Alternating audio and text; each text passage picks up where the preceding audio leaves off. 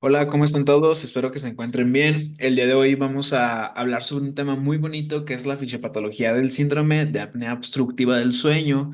Es una enfermedad que engloba, o se engloba más bien, dentro de lo que son las patologías de síndrome metabólico, donde pues atacamos lo que es obesidad, diabetes mellitus, hipertensión arterial sistémica y pues demás enfermedades que están dentro de estas, ¿no? El evento isquémico transitorio, el EBC per se.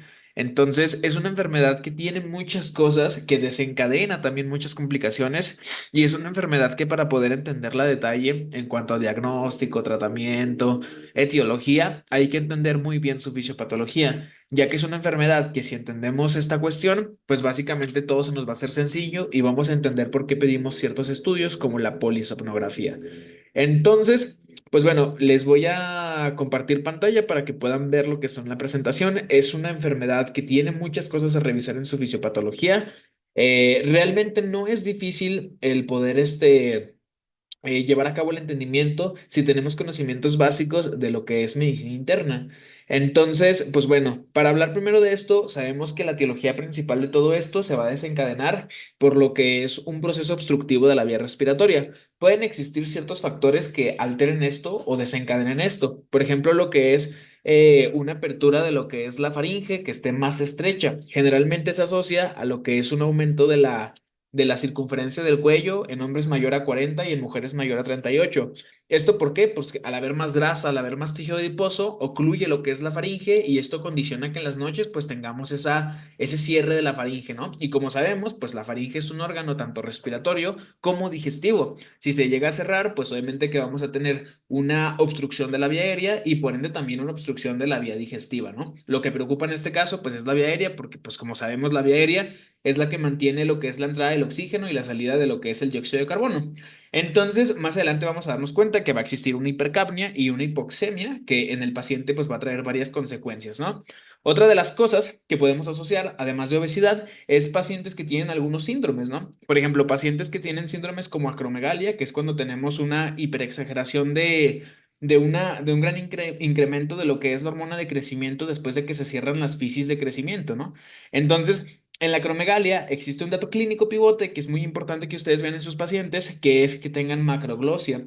Otras alteraciones, pues que tengan alteraciones maxilofaciales, los cuales, por ejemplo, pueden ser micrognatia o retrognatia, donde la mandíbula al estar más retraída o al estar más pequeña, al momento de que dormimos, se puede cerrar hacia atrás y eso producir, pues, lo que es el cierre de la faringe, ¿no? Todo eso engloba a una obstrucción. Estamos hablando de un paciente, pues adulto, un paciente en el cual pues sufre este tipo de enfermedades, pero ¿qué creen? En los niños también esto puede llegar a pasar. Y en los niños, generalmente, dejen prender esta luz, generalmente en los niños es producido por hipertrofia amigdalina, ¿sale? Generalmente la hipertrofia en este tejido linfoide se da mucho en los niños, son niños que tienen repetidas faringoamigdalitis bacterianas, ya saben que el agente típico de esa enfermedad es el estreptococo beta hemolítico. Y pues bien importante, ¿no? Darle sus penicilinas a los niños, si tienen riesgo de una complicación como fiebre reumática, pues dar tratamiento erradicador con las penicilinas, ¿no? Algo importante, a partir del grado 3 que aproximadamente es cuando hay un 50% de oclusión de lo que es el istmo de las fauces, vamos a tener riesgo de que un paciente tenga lo que es este síndrome, ¿vale? En los niños, entonces, la principal causa de SAUS es la hipertrofia amigdalina, en los adultos, la obesidad y también, pues, estos factores adyacentes, ¿no? La macroglosia, la retrognatia, la micrognatia, que son defectos maxilofaciales, pero principalmente lo que es la obesidad. La obesidad de por sí va a condicionar muchas cosas. Por ejemplo, también otra cosa que se asocia es que al momento de que hay mayor tejido adiposo en lo que es el abdomen, va a producir que el diafragma tenga mayor hipomovilidad, o sea, básicamente que tenga mayor defecto para poder elevarse y descender, ¿no? Como un proceso activo y pasivo de la respiración, que bueno, eso se mantiene en la noche gracias al sistema nervioso central, pero ¿qué es lo que pasa? Si tenemos mucha grasa, pues obviamente que le va a costar mucho y por ende no vamos a tener una adecuada mecánica respiratoria y el paciente pues se va a llenar de CO2 y no va a poder sacar no va a poder meter bien lo que es ese oxígeno, ¿no? Entonces, pues bueno, vamos a ver su fisiopatología, ahora sí teniendo lo que es este contexto. Pues bueno, primero lo que tenemos que entender es que existe toda una dinámica a lo que es al dormir. Para poder nosotros entender esto, debemos de saber que el sueño, como tal, por parte del sistema nervioso, es quien lo mantiene. Y para lo que es el sistema nervioso, este constituye como un proceso activo, ¿sale? Si nosotros nos vamos a revisar la fisiología del sueño, es una fisiología que se ve en neurofisiología muy, muy a detalle. Son cosas muy específicas y que tienen que ver con muchos ciclos, ¿vale? De hecho, estos ciclos que se marcan en el sueño, pues lo podemos ver en los famosos hipnogramas, ¿no? Que ya sabemos que existen ciclos, que existen fases del sueño, la fase REM y la fase no REM, ¿no? Que bueno, eso depende en qué estado se encuentre el sistema nervioso central al momento del sueño. Recuerden que es un ciclo, entonces va habiendo periodos donde están REM y luego no REM y así continuamente, ¿no? Entonces, ¿qué es lo que sucede? Pues bueno, por alguna razón tenemos una obstrucción de la vía aérea, alguna razón, obesidad, o alguna razón, hipertrofia amigdalina, en el cual el paciente está durmiendo y de repente se despierta, ¿no? ¿Por qué se despierta? Porque siente que no tiene aire, porque tiene estas apneas o estas hipopneas. Entonces, es bien importante identificar cuando el paciente se despierta. Uno de los síntomas más clásicos de estos pacientes es que roncan en exceso. Entonces, todo paciente que ronque con circunferencia de cuello pues muy ancha, hombres arriba de 40, mujeres arriba de 38, perdón. De hecho, la GPC, las guías mexicanas, establecen que incluso se le pueden sumar 4 centímetros si el paciente tiene hipertensión arterial sistémica.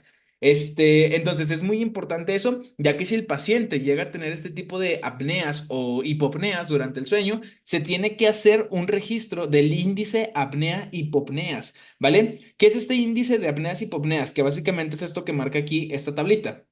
Pues bueno, esas son las veces que el paciente tiene por la noche lo que es una apnea o una hipopnea dividido entre lo que son las horas del sueño. Supongamos que tuvo 10 apneas, por ejemplo, ¿no? Y el paciente durmió 3 horas en la noche. Entonces eso significa que tenemos que sumar esas hipopneas y apneas y dividirlas entre las horas de la noche.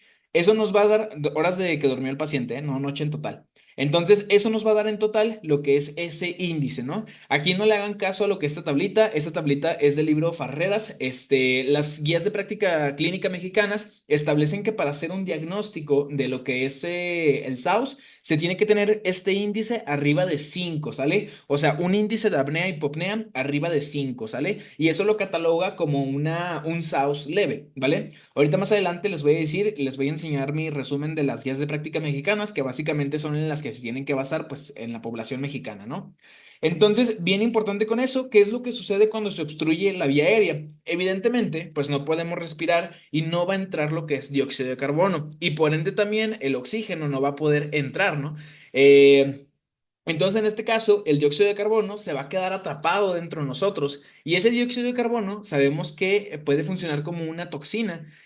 Incluso se puede ir al sistema nervioso central y producir algo que se le conoce como encefalopatía hipercápnica, ¿no? El término correcto para decir acúmulo de dióxido de carbono, pues es hipercapnia. Acuérdense que la hipercapnia se define gasométricamente con una PCO2, una presión parcial de dióxido de carbono, arriba de lo que sería 50 milímetros de mercurio, ¿sale? Algunas bibliografías lo van a encontrar por arriba de 45 milímetros de mercurio.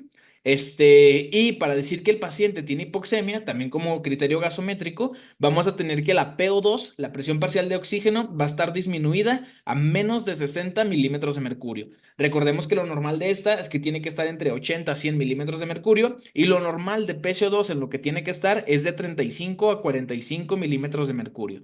Entonces, bien importante estos criterios gasométricos, ya que si el paciente los presenta, también es otra manera de poder diagnosticar si tiene hipercapnia e hipoxemia, que evidentemente la mayoría van a tener. Entonces, ¿qué es lo que sucede? Pues bueno, lo que condiciona esto es que haya un cambio en la dinámica de las presiones pleurales. Generalmente la presión pleural y la presión intratorácica suelen ser negativas, generalmente menos 4 centímetros de agua. ¿Por qué estas presiones son negativas? Porque recuerden que estas presiones están adaptadas para que nosotros podamos inhalar lo que es aire y poder exhalar.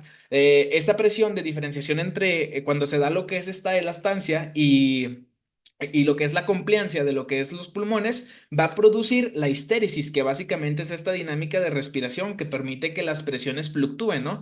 Más o menos aproximadamente fluctúan entre 1 a 2 centímetros de agua, hacia abajo y hacia arriba. Eso quiere decir que cuando respiramos, esa presión que es negativa naturalmente, menos 4 centímetros de agua, esa presión pulmonar, se va a hacer más negativa para que podamos inhalar oxígeno. O sea que va a pasar de menos 4 hasta menos 7, menos 6 centímetros de agua. Y evidentemente cuando exhalemos, esa presión va a aumentar de nuevo porque tiene que cerrar la caja torácica para poder exhalar lo que es ese dióxido de carbono. Y de nuevo, pues vuelve a su estado basal, ¿no?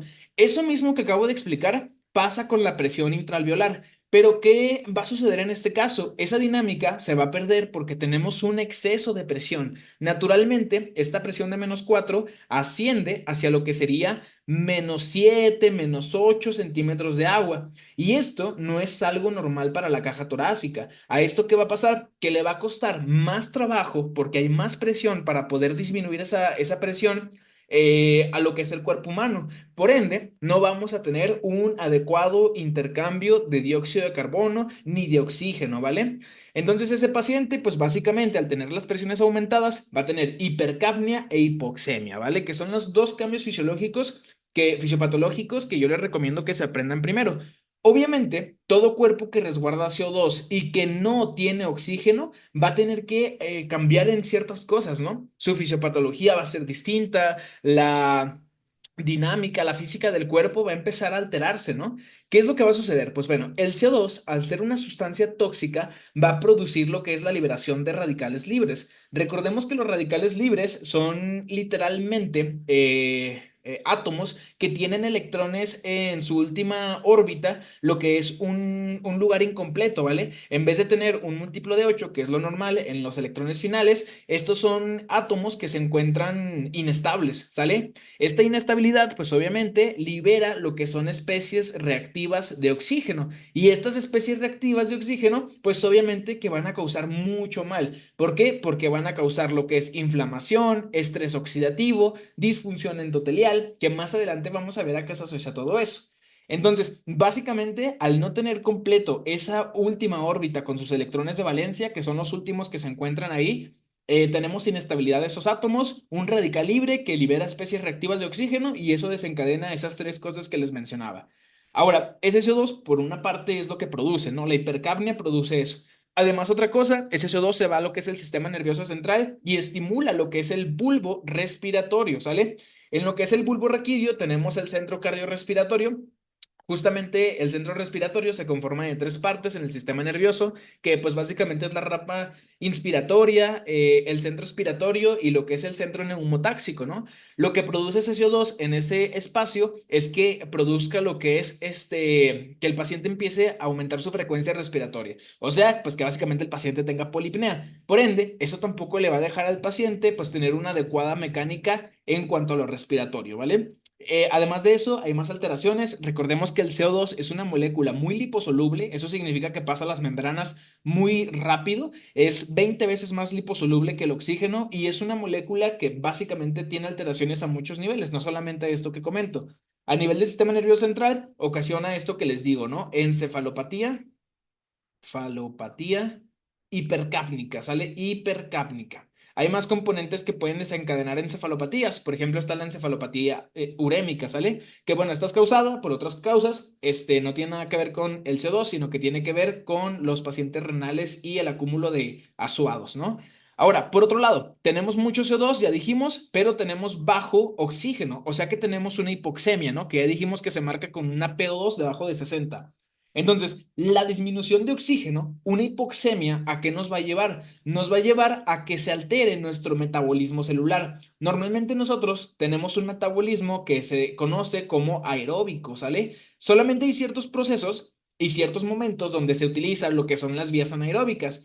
Entonces, las vías aeróbicas normalmente son las tradicionales, en las que la vía mitocondrial pues va a producir lo que es el ciclo de Krebs. Este ciclo de Krebs, obviamente con su antecesor que es la glucólisis, porque ocupamos el piruvato, después el piruvato el oxalacetato, y evidentemente de ahí pues ocupamos el acetil CoA entra al ciclo de Krebs, cadena de electrones y finalmente lo que es la generación de ATP, ¿no? Entonces, es bien importante que sepamos que la vía aerobia va a estar presente cuando tengamos un suficiente oxígeno, pero hay ciertos momentos como este, cuando estamos desprovidos de oxígeno, que estamos en hipoxemia, que se utilizan las vías anaeróbicas. Y en las vías anaeróbicas sucede algo muy importante, y es que se produce un componente ácido tóxico para el cuerpo, que es el lactato. El lactato, es como tal un ácido, entonces nos va a producir lo que es acidosis. Entonces, eso por un lado, un estado inflamatorio por acidosis, más acompañado de esto, toda la inflamación, el estrés oxidativo, la disfunción endotelial que produce lo que es la hipercapnia, pues imagínense todo lo que va a desencadenar, ¿no?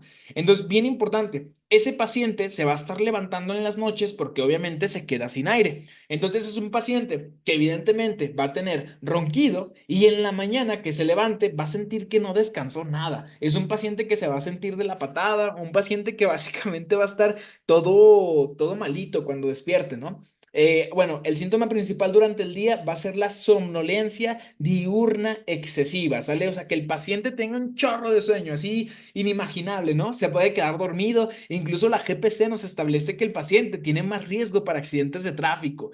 Entonces, pues bien importante esto, un paciente que no duerme bien, pues obviamente que va a ser un paciente que no rinde. Un niño que no duerme bien y que tiene SAUS va a tener dificultad para el aprendizaje, va a ser un niño que no entienda, y no es que el niño tenga un retraso, sino más bien que no está durmiendo adecuadamente. Acuérdense que el sueño es vital para el ser humano y un tercio de toda nuestra vida, un tercio, escúchenlo bien, nos la pasamos durmiendo como para que tengamos esto, ¿no? Entonces, si no dormimos, pues básicamente no hay reparación de tejidos, no hay restablecimiento de nuestras funciones y pues andamos todos malos, ¿no? Entonces, pues bueno, algo importante que quiero mencionar en cuanto a esto, la disfunción endotelial de aquí, no porque sea más importante la menciono, sino simplemente para asociarla a lo siguiente, va a producir mayor riesgo de hipertensión arterial sistémica. Y no solamente por este hecho, pero sí es algo importante. Ahorita les voy a explicar qué más produce hipertensión. Lo que sucede es que en la disfunción endotelial hay un desequilibrio de ciertas hormonas que produce el tejido endocrino vascular.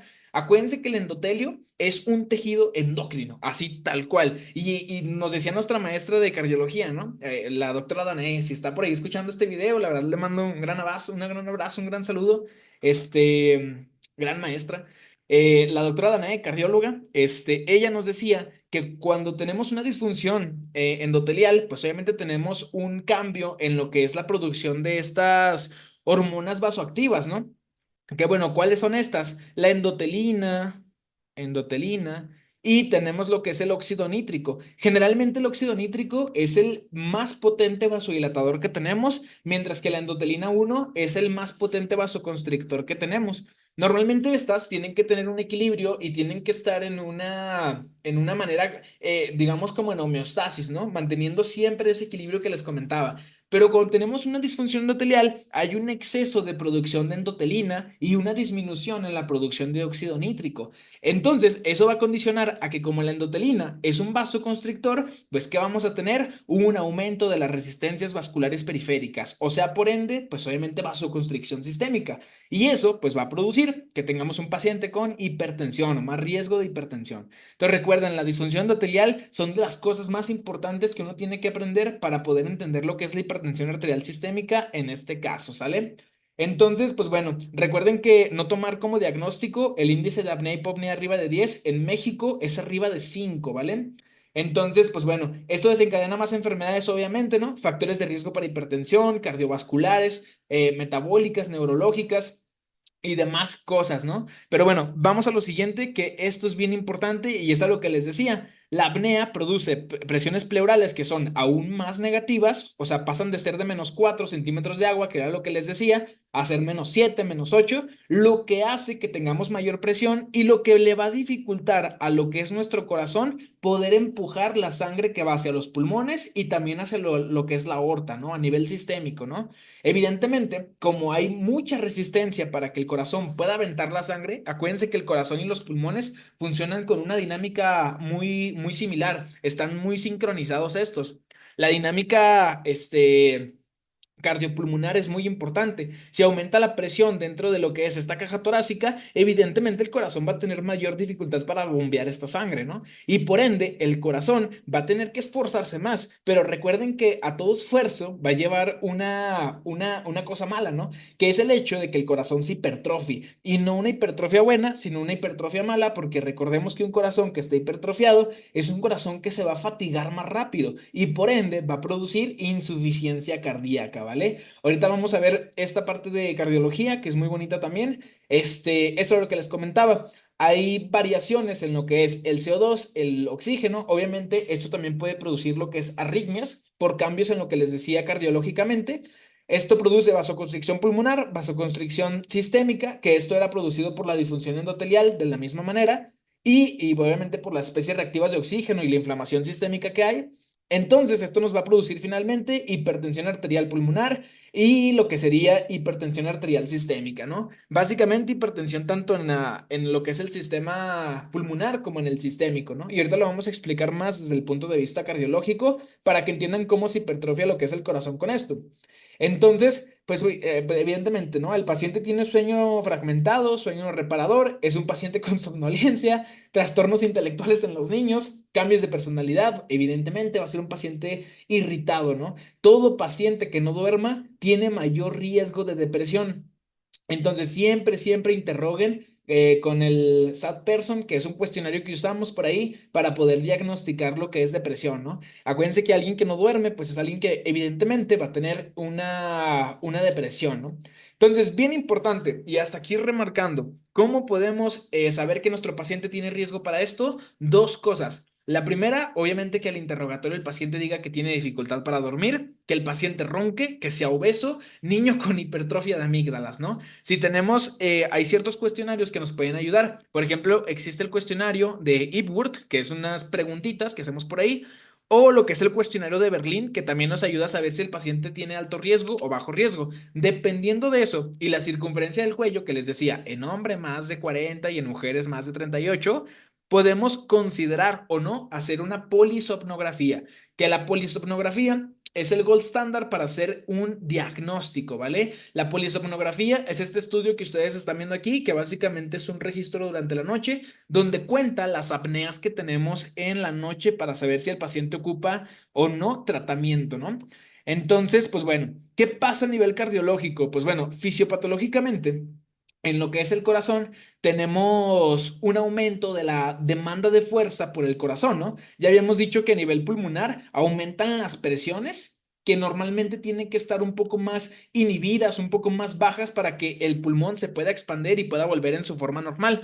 Acuérdense que ese proceso de complancia, elastancia, combinado, o sea, distenderse y volver a su forma original como un globo, se le conoce como histéresis.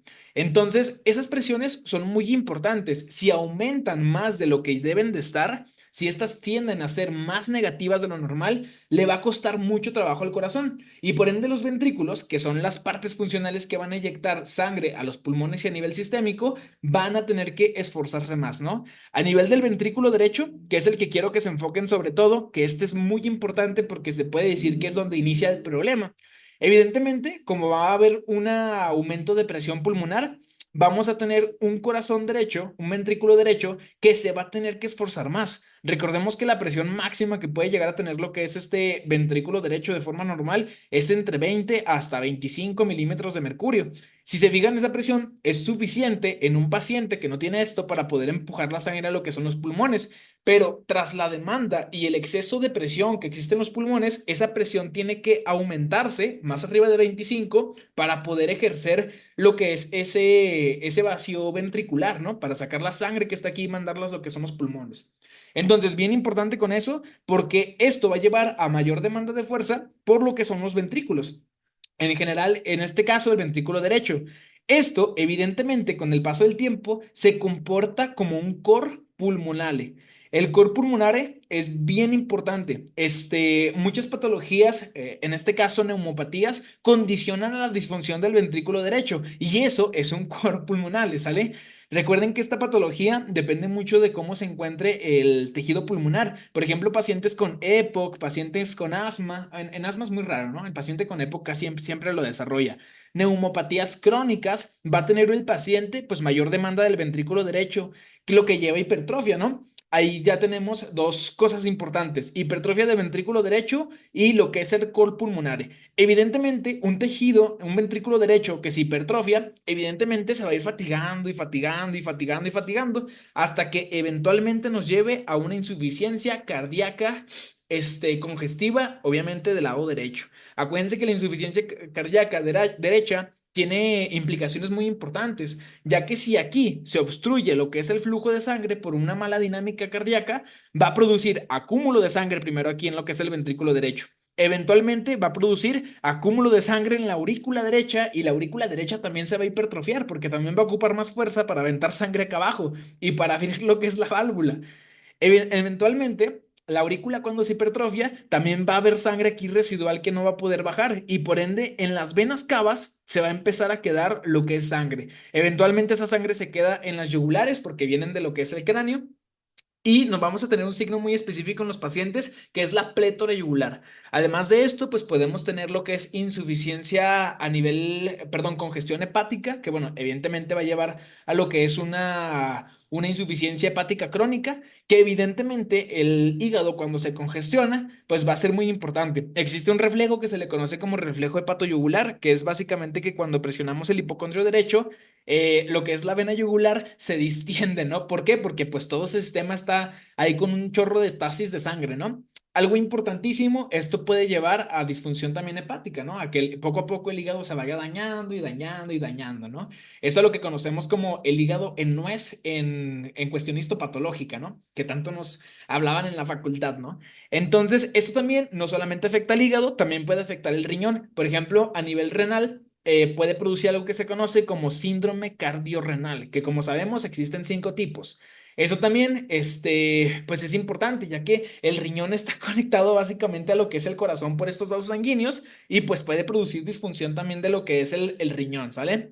Entonces, es algo que va a ir afectando muchas cosas. Hablando de lo cardíaco, si tenemos una hipertrofia de la aurícula derecha, va a producir en el electrocardiograma una P pulmonar, que básicamente es una onda P que está muy, muy picuda, ¿sale? Si tenemos una hipertrofia de ventrículo derecho, vamos a ver una onda P, pero, perdón, vamos a ver lo que es un electrocardiograma con aumento de voltaje en las derivaciones que ven el lado derecho del corazón, ¿sale? Generalmente eso es muy importante, ya que solo con un electrocardiograma podemos estarnos dando cuenta de qué es lo que sucede en lo que es el corazón. Y es lo chido del electro, ¿no? Ahora, eventualmente, la insuficiencia cardíaca derecha y esta hipertrofia ventricular derecha va a producir insuficiencia cardíaca izquierda e hipertrofia ventricular izquierda. ¿Por qué? Porque acuérdense que no solamente está obstruida la salida para lo que es el ventrículo derecho, sino que también para el ventrículo izquierdo, lo que también va a producir que se aumente lo que es el tejido muscular en lo que es el ventrículo izquierdo, va a generar hipertrofia y eso a su vez, esa presión que se encuentra aquí adentro va a tener que aumentar, lo que va a condicionar que tengamos hipertensión arterial sistémica. Acuérdense que un paciente que tiene mucha presión torácica va a aumentar lo que es su poscarga. Si nosotros vemos que es la poscarga, pues es la resistencia que se opone al flujo de salida por los grandes vasos, ¿no? Existe una poscarga del ventrículo derecho y una poscarga del ventrículo izquierdo. Si esta poscarga se aumenta, evidentemente los ventrículos tienen que crecer de tamaño para poder vencerla y para poder evacuar la sangre que se encuentra dentro, ¿no? Evidentemente esto va a llevar a una disfunción ventricular y obviamente un remodelado ventricular muy denso, ¿no? E incluso lo que son las arterias que irrigan el corazón, las microarterias, ramas de las coronarias, pueden producir momentos de isquemia, cardiopatía isquémica. ¿Esto por qué? Si tenemos un tejido que se va haciendo más ancho y más ancho y más ancho, va a ocluir lo que son esas arterias que se encuentran ahí y eventualmente producir poco a poco microinfartos, que obviamente eso también condiciona que el paciente tenga una falla cardíaca aguda, ¿no? Entonces, es algo muy denso, es algo muy bonito, importante que se tiene que ver en todo paciente, individualizarlo siempre para ver y evitar estas complicaciones. Lo más importante de todo es dar tratamiento oportuno. Generalmente el tratamiento es bien fácil. Si tenemos un paciente que es niño con hipertrofia amigdalina, que ya tiene un grado 3 de hipertrofias, eso significaba que incluía más del 50% del istmo de las fauces, pues vamos a hacer un tratamiento quirúrgico, ¿no? Con un otorrinolaringólogo. Y pues bueno, eso va a hacer que se abra la vía respiratoria del niño y pues mejore, ¿no? Si es lo que es otra cosa importante, si hay una contraindicación para ese niño, para que se haga esa cirugía, se le pueden dar lo que son corticoides. A mí me saqué de onda cuando le hizo ayer, la neta está bien loco, ahorita se los enseño. Y si es un adulto obeso, ¿sale? ¿Qué es lo que tenemos que hacer? Uno, primero, que baje de peso. Pero además de eso, como sabemos que se va a tardar y queremos retrasar todo esto, tenemos que darle lo que es el CPAP, ¿sale? El CPAP es muy importante, es algo que se tiene que usar en estos pacientes. Eventualmente se van a dar cuenta que el CPAP lo necesita más de una persona. Todos tenemos un familiar que ronca así feyote, ¿no? Y que en las mañanas anda bien dormidote, ¿no? Entonces, pues bueno, es algo muy común en nuestra sociedad. Ahí les dejo un esquema de las presiones y cómo es la dinámica cardíaca. Es muy bonito, todo eso tiene que ver con mucha física, hemodinamia, que básicamente eso es medicina interna, ¿no? Entonces, pues bueno, otras cosas a considerar. En el SAUS, además de que lo que ya les dije, fíjense cómo se causa pues inflamación en lo que es el hígado, e incluso aumenta el riesgo de esteatopatía hepática, ¿sale?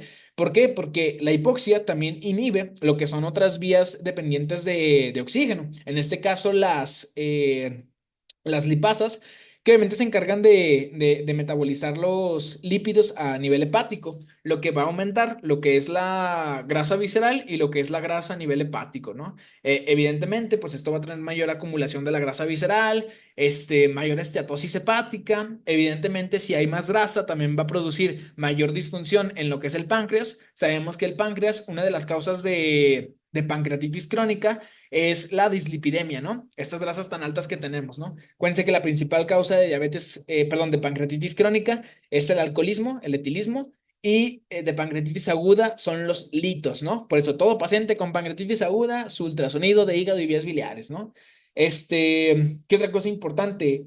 También aumenta lo que es el riesgo de aterosclerosis. Esto por la misma disfunción endotelial, que mencionaba hace rato, ¿no? Además de esto, la dilatación y disección aórtica, ¿por qué? Porque si aumenta la poscarga por mucho tiempo, evidentemente el ventrículo izquierdo va a ir produciendo microfragmentación de las paredes de la aorta, ¿no? Generalmente, en este caso, la aorta ascendente.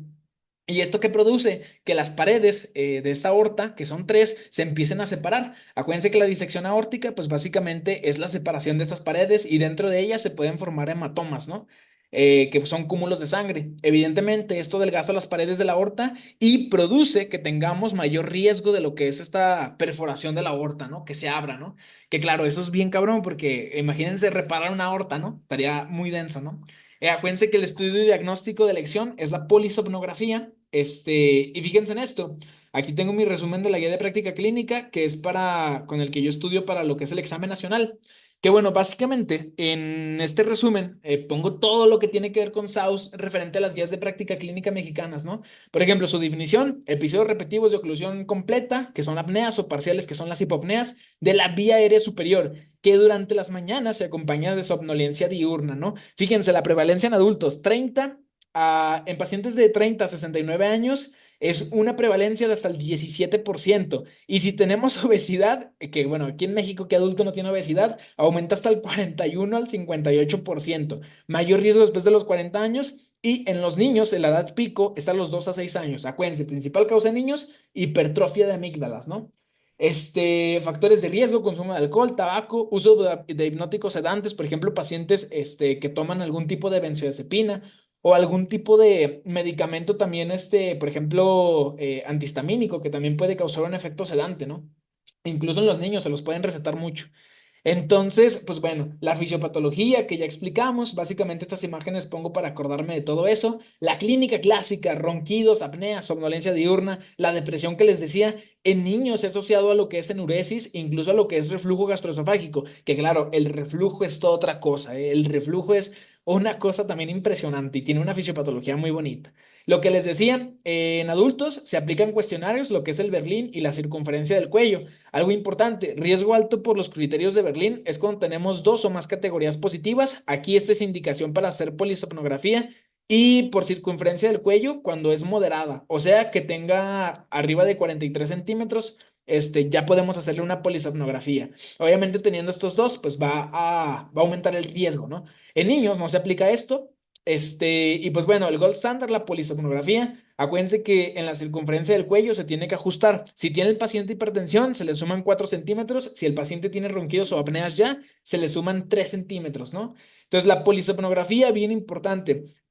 Para hacer diagnóstico, en este caso con la polisomnografía de SAUS, es cuando haya un índice apnea-hipopnea arriba de 5 por hora, ¿sale? Eso es importante. Acuérdense que el índice de apnea-hipopnea es muy importante porque es con el que básicamente hacemos diagnóstico. Estos son los grados, acuérdense, de 5 hasta lo que son 14 es leve, moderada de 15 a 30 y más de 30 que ya está muy cabrón, es grave, ¿sale? Entonces, bien importante, siempre importante en pacientes que tengan una polisomnografía positiva, hay que mandar a hacer laboratorios para investigar más cosas. Y evidentemente son pacientes que van a tener un tratamiento con CPAP, ¿no? Si su polisomnografía está positiva, de a fuerza van a ocupar CPAP. En niños, como la causa es anatómica, la amidilectomía, se va a ocupar hipertrofia amigdalina. No todos los casos en niños es por amígdalas hipertróficas. También puede ser por causas donde tengamos una alteración maxilofacial, ¿sale? Por ejemplo, niños con malformidades, ¿no? Que bueno, eso puede llevar a que el paciente no respire bien, incluso lo que es el tabique desviado, que lo veo un poco más difícil, pero sí puede llegar a pasar. Entonces, eso se tiene que corregir, todas las alteraciones maxilofaciales se tienen que mandar a tercer nivel y pues obviamente para hacer esta cirugía hay que mandar con un otorrinolaringólogo, ¿no? Si el paciente está contraindicado a su cirugía, corticoides tópicos nasales, que era lo que les decía hace rato, ¿no? Si tiene obesidad, evidente la primera indicación es bajar de peso, ¿no? En pacientes que son adultos, siempre el tratamiento de elección va a ser el CPAP. Ahí no hay pierde, ¿sale? Siempre es el CPAP. Obviamente la reducción de peso y en caso de que el paciente no tolere lo que es el CPAP, se pueden usar dispositivos de avance mandibular. Estos no los conozco bien, la verdad, creo que son dispositivos que ve más el neumólogo. Yo nunca los he visto que los usen, el CPAP sí lo he visto. Y pues bueno, cosa importante, la polisomnografía como tal hay de dos tipos. Existe la simple y existe la que es como portátil y la que se hace en laboratorio. Nos explicaba el profesor que nos da clase de esto, de esta situación de la polisomnografía, nos decía que la portátil pues es una que se hace en casa, que generalmente todos los pacientes se pueden hacer. Este, pero bueno, ¿en qué casos no va a ser simplificada? Va a ser en laboratorio, o sea, más establecida, pues cuando existan esas condiciones, ¿no? Insuficiencia cardíaca congestiva, enfermedad pulmonar moderada grave, que bueno, muchos pacientes la van a padecer. Nada más acordarse que el diagnóstico se hace con polisomnografía. Acordarse del test de Epworth, que eso es muy importante. Y pues nada, criterios de Berlín, entender la fisiopatología de esto, creo que es fundamental. Es bien importante porque si se dan cuenta, pues desencadena un chorro de cosas que evidentemente va a llevar a que el paciente tenga muchísimos riesgos, un paciente que puede morir y pues siempre hay que tratarlo, ¿no? Siempre recuerden que las patologías de medicina interna involucran muchas cosas, entonces no se les olvide nunca revisar la fisiopatología, ya que es la clave siempre en todas las enfermedades. Así seas quirúrgico, seas ginecólogo, seas pediatra, seas médico internista, la fisiopatología es la clave, es donde se encuentra el punto angular. Si entiendes eso, entiendes todo.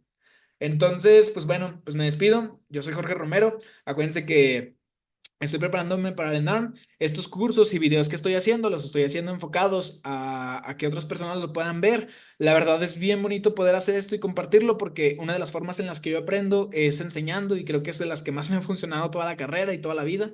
Entonces, se los dejo por aquí. Cualquier cosa, mensaje, si quieren la presentación, incluso si quieren el resumen o demás resúmenes, sin problema me pueden mandar mensaje ahí en mi Instagram que está en la descripción. O incluso si quieren más cosas del Leonardo que estoy preparando ahorita, también podemos pasárselos por ahí. Entonces, pues bueno, cuídense mucho y eso sería todo por el video del día de hoy. Sigan estudiando mucho.